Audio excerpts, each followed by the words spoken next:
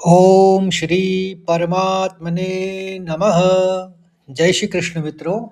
आज हम अपने इस गीता यात्रा के 66वें दिन के पड़ाव में हैं और मैं दूसरे अध्याय का 18वां श्लोक लेके उपस्थित हूँ।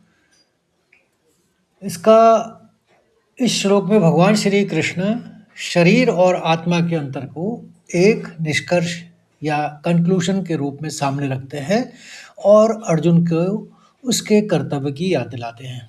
प्रसंग यह है कि पिछले श्लोकों में आत्मा को अविनाशी और शरीर को नाशवान बताने के बाद अब कृष्ण अर्जुन को बताते हैं कि इन दोनों तथ्यों को जानते हुए उसे क्या करना चाहिए।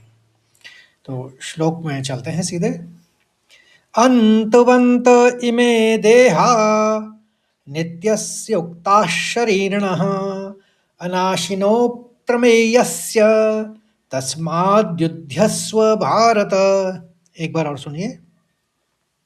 अन्तवन्त इमे देहा नित्यस्य उक्ताः शरीरिणः अनाशिनो प्रमेयस्य तस्माद्युध्यस्व भारत। अब चरणबद्ध तरीके से इसको और आघात और अनुस्वार और विसर्ग के रूप में इसको जानेंगे।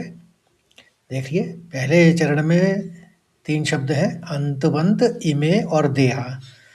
आराम से आप इसको पढ़ लेंगे। पहले शब्द में अंत 2 नौ का उच्चारण लेंगे, ऐसे ही दूसरे में व के ऊपर आघात है तो फिर वहाँ पर भी 2 नौ का उच्चारण लेना है।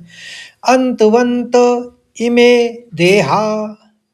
दूसरे चरण को देखिए, नित्यस्य स्योक्ताश ऐसे पढ़ेंगे और शरीरणः, शरीर ये दीर्घ पढ़ा जाएगा और ऋणः ये ह्रस्व पढ़ा जाएगा।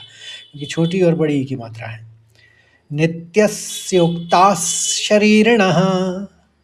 तीसरे चरण को देखिए, एक ही शब्द है, अनाशिनो और अवग्रह है तो ज़्यादा खींचेंगे, मैंने बताया था। और प्रमेयस्य, अनाशिनो प्रमेयस्य।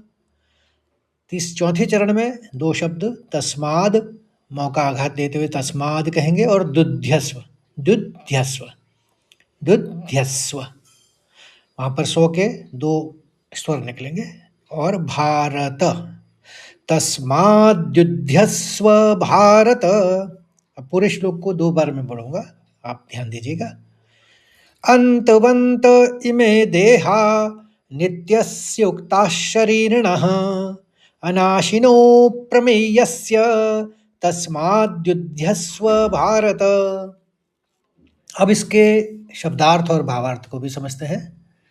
अंतवंतः यानी नाशवान है, जिसका अंत निश्चित है। इमे ये, देहाः शरीर, नित्यस्य नित्य रहने वाले या सदा रहने वाले, उक्ताः कहे गए, शरीरिणः शरीर के स्वामी यानी आत्मा के, अनाशिनः अविनाशी जिसका नाश न हो, अप्रमेयस्य जो प्रमाणों से परे या असीमित जिसे पूरी तरह से समझा ना जा सके, तस्मात् इसलिए, युद्धस्व युद्ध करो, भारत हे भरतवंशी। यहाँ पर भारत अर्जुन के लिए प्रयुक्त हुआ है शब्द।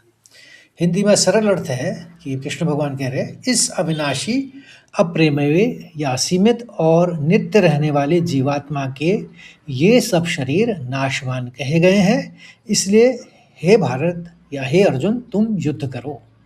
भावार्थ यह है कि कृष्ण यहाँ 2 टुक बात कर रहे हैं, एक तो शरीर के स्वभाव के रूप में और आत्मा के स्वभाव के रूप में, और निष्कर्ष भी निकालते हैं इसका। तो शरीर का स्वभाव यह है कि आज ये शरीर आज या नहीं तो कल खत्म होना ही है। तुम युद्ध भी करो तब भी यह शरीर एक ना एक दिन अंतवंत यानी समाप्त हो जाएगा। अगर तुम युद्ध नहीं भी करते हो तब भी ये समाप्त होना ही है। आत्मा का स्वभाव यह है कि यह अविनाशी है, इसे तुम चाहकर भी नहीं मार सकते। तो कृष्ण भगवान निष्कर्ष दे रहे हैं कि जब असली मनुष्य यानी आत्मा मर नहीं सकता और बाहरी आवरण यानी शरीर बच नहीं सकता, तो शोक किस बात का। अतः अपने धर्म का पालन करो और कायरता त्याग कर युद्ध करो। तो मित्रों, इस श्लोक को आपने भली-भाँति समझ लिया होगा। आशा करता हूँ आपको अच्छा लगा तो लाइक करिए और शेयर करिए और अपने मित्रों में भी इसका प्रचार करिए ताकि वो भी इस यात्रा से जुड़ें। कल फिर एक नए श्लोक के साथ मिलते हैं। तब तक के लिए जय श्री कृष्ण, राधे राधे।